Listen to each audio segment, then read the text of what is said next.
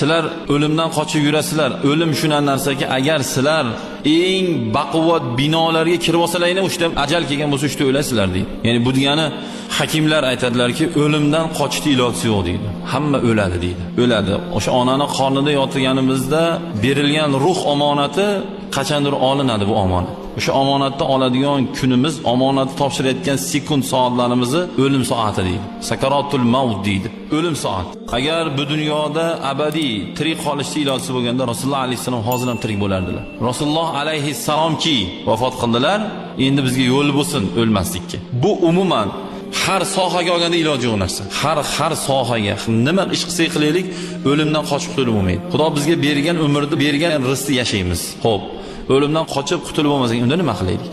Nima qilaylik unda? Endi bitta yo'l qoldi. U nima edi? Endi o'limga tayyorgarlik ko'r.